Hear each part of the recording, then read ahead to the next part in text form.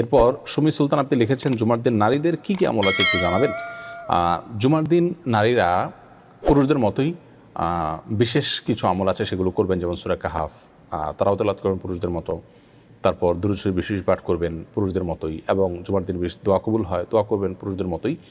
আর এর বাইরে পুরুষদেরকে জুমার সালাতে যাওয়ার জন্য, জুমার দিন ফজরের সালাতটা সপ্তাহের সবচেয়ে উত্তম সালাত, সেটাতে হাজির হওয়ার জন্য পুরুষদেরকে সহযোগিতা করবেন, আগে আগে তুলে দিয়ে আগে আগে মসজিদে পাঠিয়ে দিবেন অতিরিক্ত সওয়াবের জন্য। এগুলোর মাধ্যমে তারা পুরুষের সওয়াব পেতে পারেন। এছাড়া নারী হিসাবে জুমার দিন তাদের জন্য আলাদা কোনো আমল নাই যা পুরুষের জন্য প্রযোজ্য নয়, বরং পুরুষের জন্য প্রযোজ্য আমলগুলো সবগুলোই প্রায় তারা করতে পারবেন, যেটা তাদের জন্য প্রযোজ্য নয় সেটা পুরুষদেরকে করতে সহযোগিতা করবেন। এর মাধ্যমে ইনশাআল্লাহ তারা পুরুষদের সমপরিমাণ সওয়াব লাভ করতে পারেন। এরপরের প্রশ্ন হলো, একজন ছেলে মেয়ের হারাম রিলেশন ছিল, একসময় ওরা অনেকবার জেনায় লিপ্ত হয়েছে, এখন ওদের কি করা উচিত? মেয়ের মা সেটি জানতে পেরেছেন, এখন ওই মেয়েরই বা কী করা উচিত? তারা যদি হালাল রিলেশনে চলে আসতে পারেন এবং উভয়ের পরিবারকে সম্মত করে তারা যদি বিবাহের আয়োজন করে বৈবাহিক জীবনে চলে যেতে পারেন এবং পিছনের কৃতকর্মের জন্য তারা লজ্জিত আল্লাহর কাছে মাপ চান, তো সেই সুযোগ তাদের আছে। আর যদি মনে হয় সেটা কঠিন তাদের জন্য, তারা এক্ষুনি তারা পৃথক হয়ে আল্লাহর কাছে তওবা করতে হবে, পিছনের কৃতকর্মের জন্য ইস্তেগফার করতে হবে।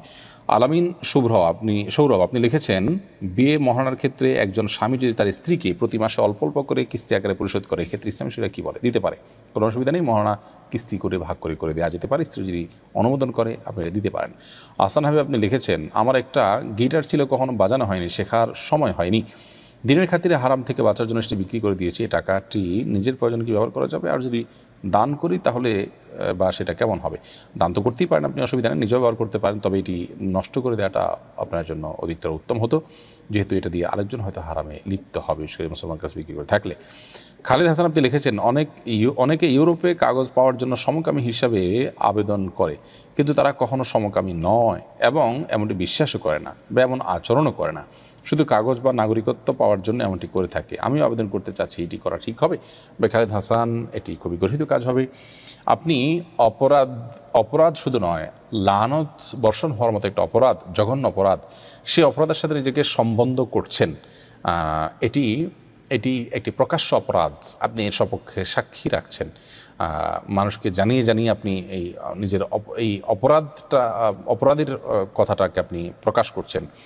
তো নবী সাল্লাল্লাহু আলাইহি ওয়াসাল্লাম বলেছেন, কুল্লু উম্মতি মুআফান ইল্লাল মুজাহিরুন, আমার উম্মতের সবাইকে আল্লাহ তাআলা মাফ করবেন, কিন্তু যারা প্রকাশ্যে কোনো অন্যায় করে সেটা তাদেরকে আল্লাহ মাফ করবেন না। আপনি নিজেকে সমকামী বলাটাই তো অন্যায়, কারণ সমকামী হওয়াটা তো হারাম, সে হারাম এর স্বীকারোক্তি নিজের বেলায় আপনি দিলেন, কাজটি আপনি অন্যায় করলেন। বিধায় দুনিয়ার সামান্য কিছু পয়সা কড়ির জন্য নিজের ইমানকে, চেতনাকে, বিশ্বাসকে এবার মানুষ বিকিয়ে দিতে পারে না এবং এটা জায়েজ নেই, এটা আপনার জন্য গুনাহ হবে, হারাম হবে। আবু জাফর কিবরি আপনি লিখেছেন, আমি প্রাথমিক বিদ্যালয়ের একজন সহকারী শিক্ষক, আমার জানা মতে হাতে তালি দেওয়া ইসলামে নিষেধ, কিন্তু আমাদের ট্রেনিংগুলোতে এবং শ্রেণীকক্ষে অসংখ্যবার বিভিন্ন উপলক্ষে হাতে তালি দেওয়া লাগে, এদিকে আমার গুনাহ হবে?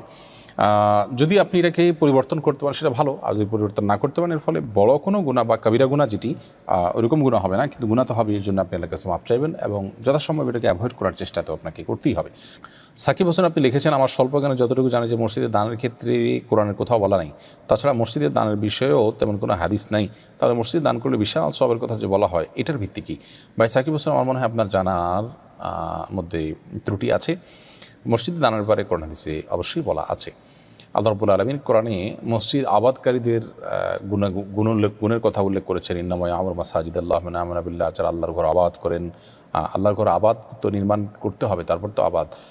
তারপরে যে ইব্রাহিম আলাইহিস সালাম মসজিদ নির্মাণ করেছেন, সেটার বিস্তারিত বিবরণে আল্লাহ তাআলা উল্লেখ করেছেন। মসজিদকে আপনার তওয়াফকারীদের জন্য, মসজিদের হারামকে পবিত্র করার জন্য নির্দেশ করেছেন আল্লাহ তাআলা।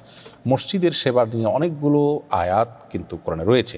তো মসজিদ নির্মাণ সাধারণ সেবা যদি এরকম ফজিলতপূর্ণ হয়, তারা নির্মাণ সেটা তো ফজিলতপূর্ণ বলাই বাহুল্য। আর তাছাড়া হাদিসে সুস্পষ্টভাবে পরিষ্কারভাবে মসজিদ নির্মাণের অনেকগুলো ফজিলত এবং সওয়াবের কথা বলা আছে। যেমন নবী সাল্লাল্লাহু আলাইহি ওয়াসাল্লাম বলেছেন, মান বানালিল্লাহি মাসজিদান, যে ব্যক্তি আল্লাহর জন্য একটা মসজিদ নির্মাণ করবেন, আল্লাহু লাহু বাইতান ফিল জান্নাহ, ও বানাল কোন হাদিসে আসছে ওলাউ কামাফ হাসে কতাতিন আও কামা ওয়ারাদা ফিল হাদিস, অর্থাৎ যদি কেউ একটা পাখির ছোট বাসার মতো করেও মসজিদ বানায়, রূপকর্তে এখানে বোঝানো হয়েছে যে ছোট্ট মসজিদে যদি বানায় আল্লাহ তাআলা তার জন্য জান্নাতে ঘর নির্মাণ করবেন।